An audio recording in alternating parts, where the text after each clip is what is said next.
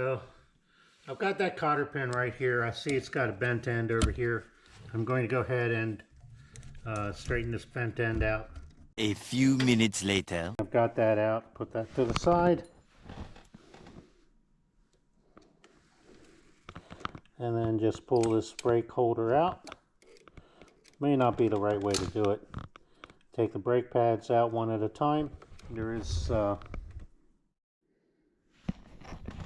Alright, so just looking at this here, I can see that there is some wear on these pads. It looks like the one on the left is a little bit more worn than the one on the right. I'm actually surprised that it's not more worn than that. Alright, so I'm going to go ahead and get the new pads out there here in this bag I got in the mail.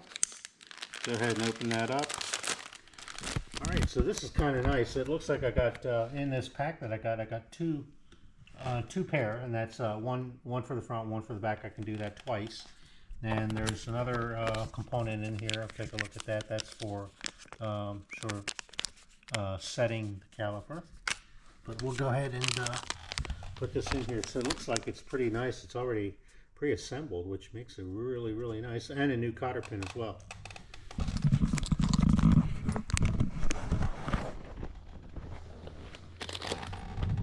Okay. Open this up.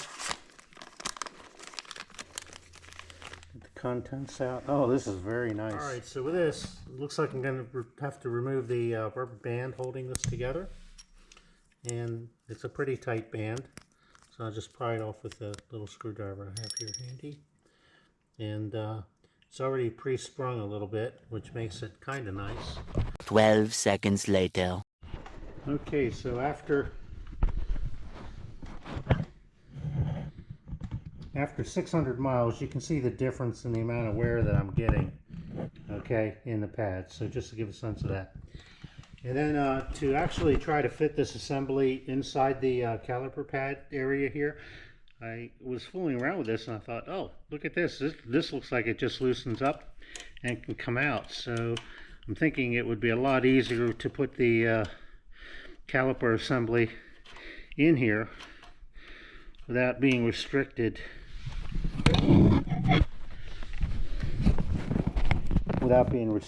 By the environment. Okay, so that just slides in there a whole lot easier. You can just simply slide that in, and then it's just a matter of putting the cotter pin back in that hole there and setting it. So I'll go ahead and do that now. Okay, just bend the end of the cotter pin over.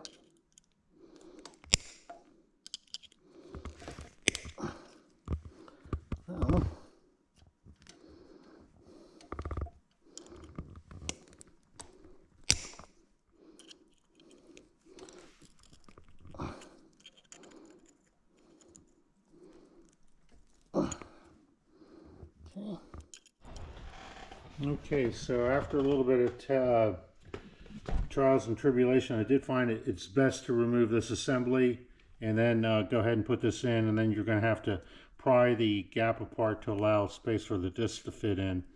And it seems to be working just fine. So just to test it, what I did is I just tilt the bike up on its side, give it a little bit of throttle, and let off the throttle, and you can see it spins freely.